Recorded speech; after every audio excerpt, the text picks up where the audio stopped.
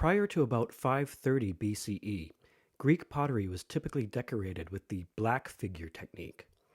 Black slip, or liquid clay, was applied to unfired clay pottery, and then the unwanted black parts were scraped away with a thin stylus to reveal the red clay underneath. Accents of white paint were sometimes added after firing. In this style of decoration, human figures are depicted as having black clothing and black or white skin. Craig Benjamin, in Volume 4 of the series The Cambridge World History, wrote that around 530 BCE, the Athenians pioneered a new technique of pottery decoration known as red figure, that by the early 5th century, that is, around 2 decades later, had replaced the early black figure. The new red figure style had the advantage of giving an artist greater possibilities of showing motion and naturalism in his subjects, and rapidly became popular throughout the Greek world.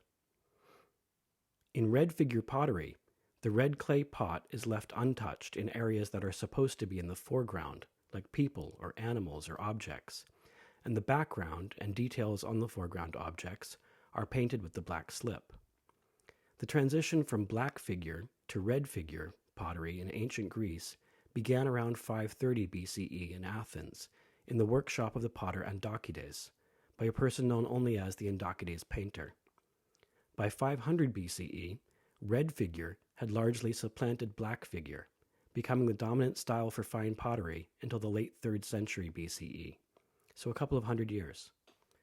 What I'm talking about here is not a difference in artistic style. It was driven by using new tools and new techniques. The change in artistic technique not only changed how pottery was decorated, it also changed the center of Greek pottery making. Prior to the red figure technique, much of Greek pottery was made in Corinth, although the specific one I'm showing was made in Athens. But the red figure technique was pioneered in Athens, and therefore the center of Greek pottery making quickly shifted there as the new technique came to dominate over just a couple of decades. The change in technique also changed what was depicted. With the black figure technique, artists sometimes depicted scenes of agricultural work, woolworking, and music making. But with the red figure technique, pottery more commonly depicted scenes involving food, childcare, and ritual activities. We've seen this pattern many times with new technologies. They use new techniques, come to dominate over just a decade or two, and shift where products are made and how they're made.